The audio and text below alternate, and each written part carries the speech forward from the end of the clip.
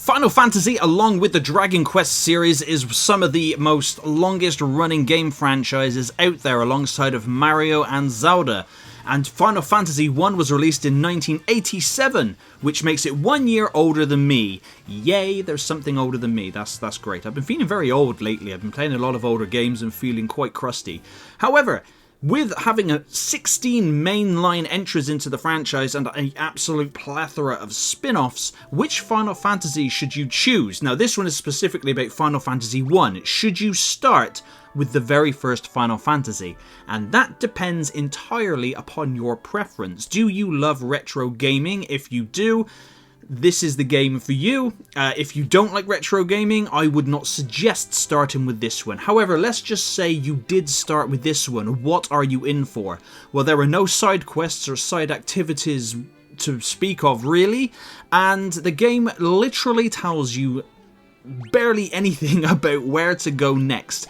I will not lie, I used a walkthrough to find out where to go from point A to point B, because a lot of the stuff I would have never figured out on my own. Now, using the walkthrough and doing a minimalistic amount of grinding towards the end of the game, I managed to beat the game in about 10-11 hours. And I will say that the game has a lot of charm, and this is the Pixel remaster I'm talking about, of course. The game has a lot of charm, and you can choose which party members you have. I highly suggest choosing a white mage for your party. I didn't, but I would highly suggest that you do.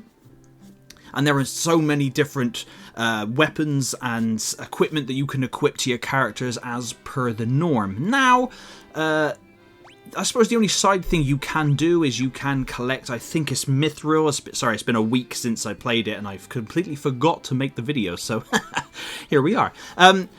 So I think it's Mithril, but and then you take it to the dwarves, and the dwarves forge Excalibur for you. And being a British citizen and an Englishman that I am, you know, the legend of King Arthur and Excalibur, that's pretty cool to see that in video games. So you can use Excalibur, which is a very, very powerful sword. There's also another sword which I cannot pronounce, which begins with an M, Masasumi? I don't know. Somebody do a translation gizmo down in the comments for me, because clearly I'm inept at speaking my own native tongue. But the dungeons are pretty cool. The enemy types are quite varied. You can get absolutely savaged in certain parts if you have not leveled up adequately. I would highly suggest, just at the start of the game, just running around outside, fighting monsters, leveling up, gaining gil, and then using said gil to buy better weapons and equipment, and buying potions and ethers and all sorts that just basically just stock the hell up. You are going to need it, trust me, because of course there's a final boss at the end of the game. I'm not going to spoil the who, what, why, when and where, but all I will say is he's a total and utter douche nozzle, which does random ass attacks on you, which can be one hit, ta-la, you're gone, or barely anything at all. Now, I would highly suggest that you get the white mage and you get the highest level spells you can to be able to buff your party in order to take him out. It took me probably about 8 to 9 tries to beat him, and when I finally did, oh my god, it was great, and then I couldn't skip the credits, and that was, I have a high appreciation for the video game developers and what they do, but I don't want to sit through the credits. I mean, thank you very much for playing the game, but making the game. I played the game. You made the game. Thank you very much for it, but I want to be able to skip the credits so I can go and play the next one. But there you have it. There are trophies and achievements to be gained from the game, mainly just by playing it, opening all the chests, filling up the bestiary, that kind of jazz.